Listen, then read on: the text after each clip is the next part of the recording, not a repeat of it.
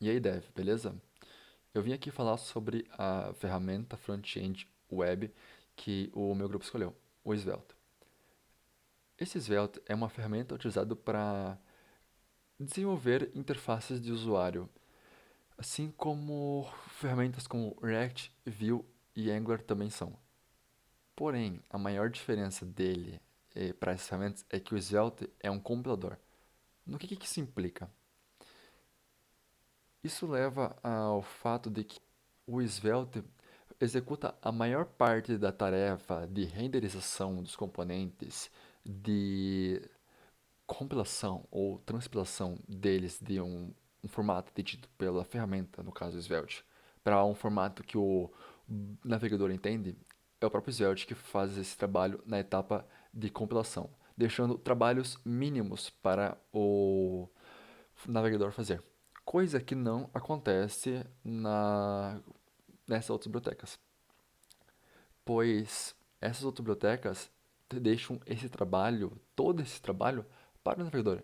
E isso leva a uma desvantagem dessas outras bibliotecas em relação ao Svelte, que é, em aplicações muito grandes, o tempo inicial de carregamento da página acaba sendo mais demorado por conta de todo o tempo gasto para poder baixar o código, e para poder interpretar aquele código, sendo que o Svelte ele já deixa o código menor e já pré-pronto.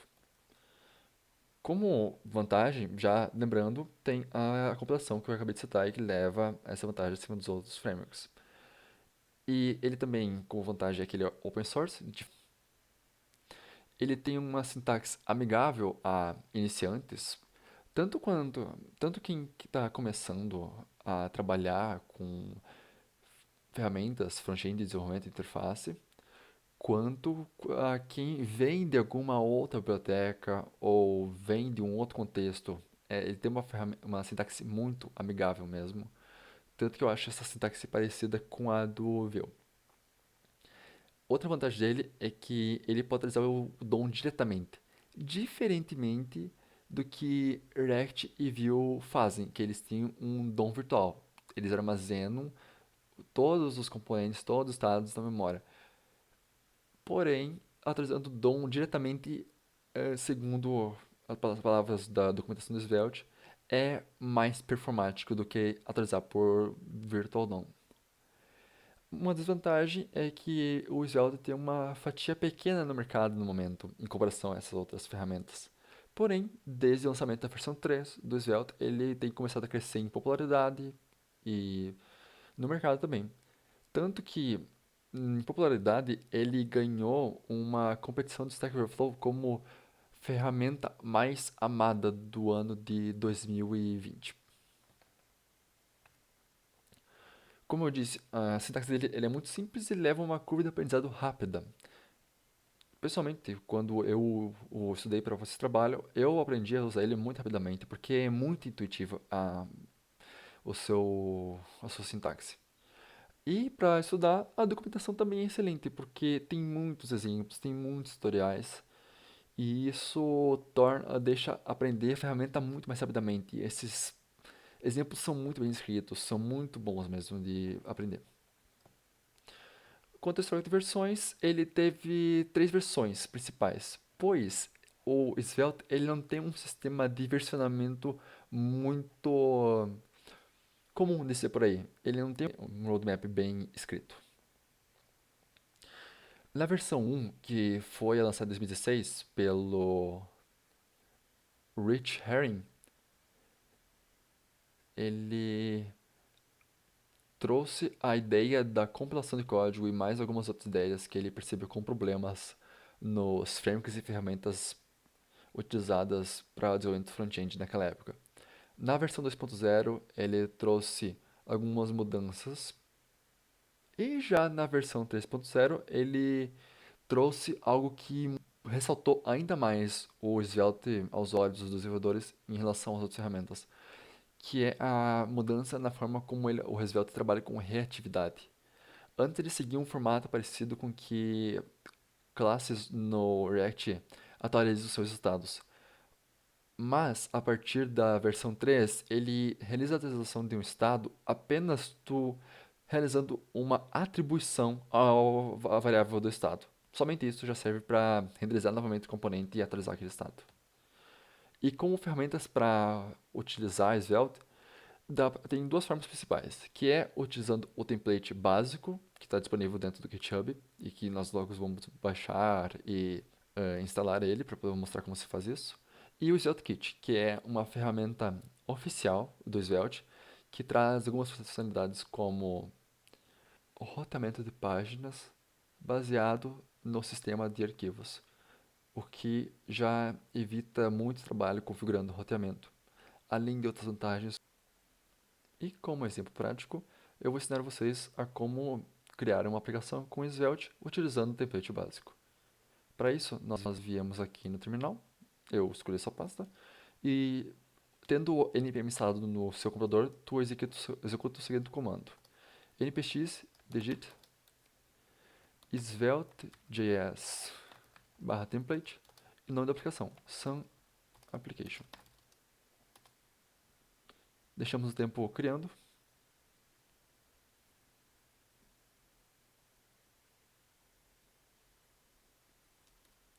Depois disso, nós abrimos a pasta e depois instalamos as dependências. Agora, com as dependências instaladas, nós já podemos rodar a aplicação executando o seguinte comando: npm run dev,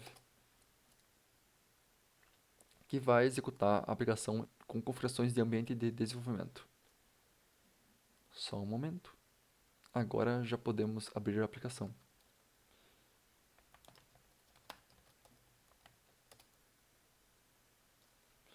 E está rodando. Aqui está um Hello World com Svelte. Mostrando um pouquinho do código para vocês, vou parar aqui com Ctrl C. Vou abrir no VS Code.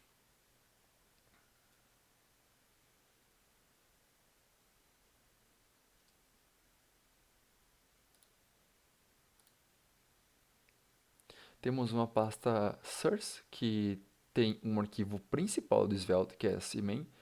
Ele vai importar algum componente Svelte que vocês quiserem, mas por padrão é esse componente app.svelte, que é composto por três partes principais. A tag script, onde você escreve todo o seu JavaScript, incluindo estados e o que mais você quiser utilizar, do Svelte ou de outras coisas. Podem importar bibliotecas de terceiros. A tag style, que é onde você estiliza o conteúdo desse componente, e no restante do arquivo você escreve o componente. E agora eu vou mostrar para vocês um exemplo prático que eu e meu grupo desenvolvemos, que foi o acervo virtual de uma biblioteca, em que aqui dentro pode aparecer apenas um site normal, mas ele está utilizando muitos componentes Svelte para poder renderizar ele. Temos os componentes de botão de gênero, tem os componentes dos livros. No caso, eu tenho um livro aqui de exemplo, mas ao clicar, por exemplo, aqui, ele atualiza a lista de livros que tem à direita. Podemos adicionar um livro ao carrinho. Podemos pegar aqui de terror, de ficção também. Adicionei esses dois. E então está aqui no carrinho. Eu vou alterar a quantidade de livros que eu quero comprar.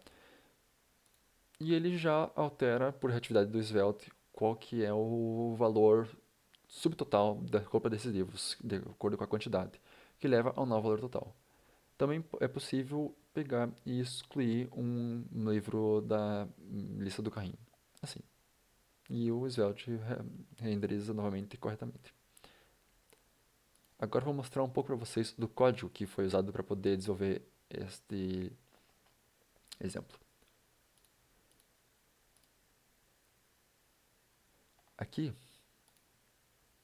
temos, assim como foi visto no template, uma pasta source com uma organização um pouquinho diferente. Ainda temos o app Svelte, porém agora estamos utilizando um componente de roteamento, router, para poder realizar o roteamento da aplicação em páginas. Que para isso eu utilizei o Svelte Navigator, porque o Svelte, por padrão, ele não oferece uma funcionalidade de roteamento. Para isso tem que instalar bibliotecas de terceiros ou então o Svelte Kit. E esse rodamento, ele pega outros componentes dentro da pasta Pages, que por sua vez, esses componentes importam outros componentes da pasta Components e assim por diante, utilizando algumas outras pastas especiais, como Services, Stores e por aí vai. Mas, em suma, é esse exemplo prático que eu queria mostrar para vocês.